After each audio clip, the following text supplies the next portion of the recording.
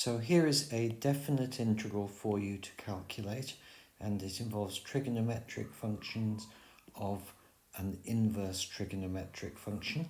Have a go at it with pen and paper, and then if you come back, a detailed solution and some comments and an additional exercise for you will follow. So see you in a few minutes. Okay, welcome back. Let's look at the answer. So this is the integral that we want to calculate, and it involves the arctangent. So let's think briefly about the arctangent's definition.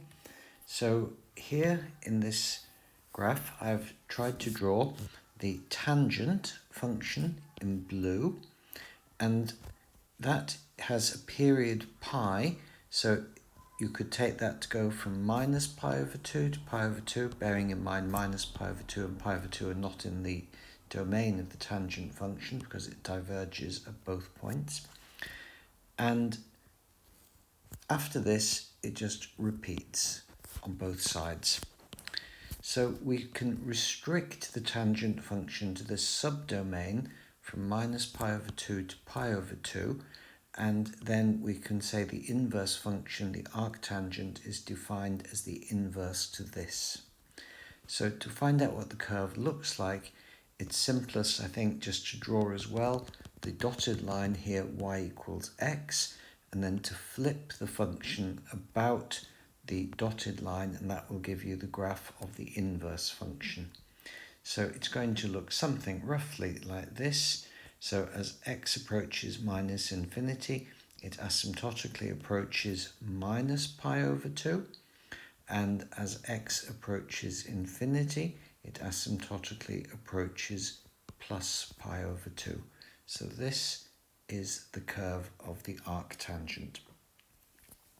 So let's also remember that the cosine of the arctangent function is always going to be positive, because the arctangent is going to be between minus pi over 2 and pi over 2, and the cosine is positive over those values.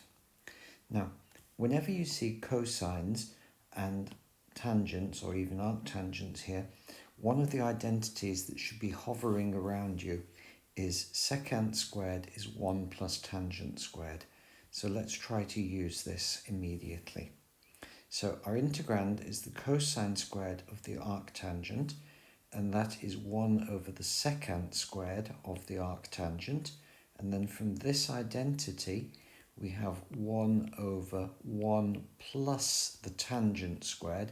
And if I was just writing it normally, I'd just write plus tan squared and put the 2 here. But in this case, I'm going to write open brackets tan of arctangent of x all squared, because this tells us very clearly that this is x, and then we square it. So our integral is the integral from minus 1 to 1 of 1 over 1 plus x squared. And that's a standard integral that I think is well worth knowing off by heart. It is the arctangent of x. So the integral that we're trying to calculate is the arctangent of x between minus 1 and 1. So at the upper limit, we have the arctangent of 1, and that's which angle in this subdomain has tangent 1, and that is pi over 4. The tangent of pi over 4 is 1.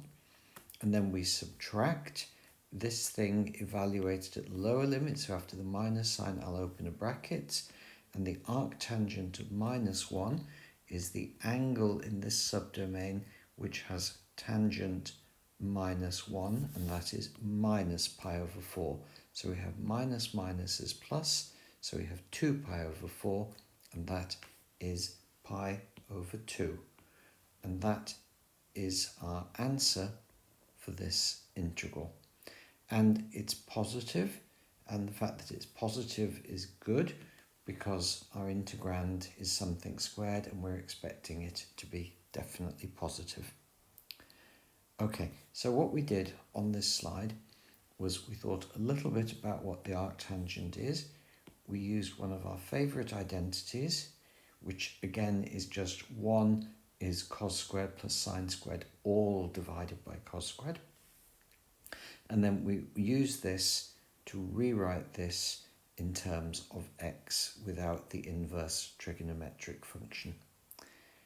And on the next slide, I'm going to give you some comments about how it could be done in a slightly different way. So the first comment is based upon symmetry, and the arctangent is an odd function. So the arctangent of minus x is minus the arctangent of x. But the cosine doesn't need to be squared. The cosine itself is an even function. The cosine of minus theta is the cosine of theta. So if you replace x by minus x here, then you would have the same as the cosine squared of minus the arctangent of x, but that would be the cosine squared of the arctangent of x using the even properties of the cosine function. So this tells us that the integral from minus 1 to 0 and the integral from 0 to 1 are going to be the same. So we could just, if we wanted, pull out a factor of 2 in front and integrate from 0 to 1. So that's just a consequence of symmetry. So let's think about it this way. If we're thinking about it this way, x is going to go from 0 to 1. So the arctangent is going to be a positive angle between 0 and pi over 4. So let's draw a right angle triangle. Theta is the angle, the arctangent of x. And that tells you that the tangent of theta is x if you take the tangent of both sides here.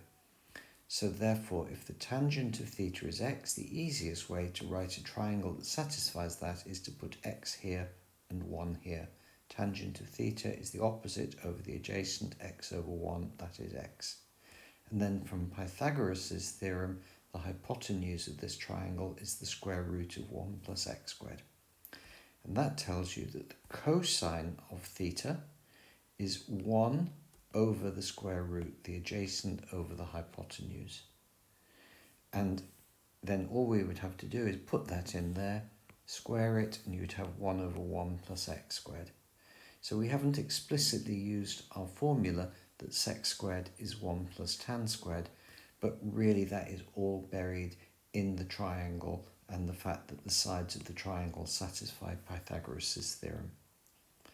And again, I'd just like to emphasize that even if you were to integrate it from here to here, from minus 1 to 1, theta is going to be defined through the arctangent function to be between minus pi over 2 to pi over 2, and the cosine is positive. So the cosine of the arctangent of x is 1 over this square root. Okay, with that, I'm going to almost stop this video, but I'll give you an exercise and a hint on the next slide. So here is an exercise. I want you to integrate this definite integral from 0 to 1, x multiplied by the cosine of the arctangent of x with respect to x, and the answer you should obtain is the square root of 2 minus 1. So I'm going to put a hint on the next slide, but I'd suggest you stop the video now and try and calculate it. Okay, welcome back. Here's the hint on the next slide if you'd like to use it. So this is the integral that you should obtain using the methods we had a moment ago. There was a factor of x outside, and the cosine is 1 over the square root. And this integral is one that you can perform by inspection.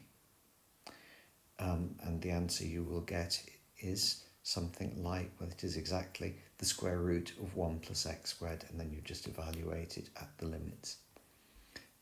Note, by the way, if I'd given you the integral from minus 1 to 1, the answer would vanish. That's perhaps clear from this. The denominator is even, the numerator is odd.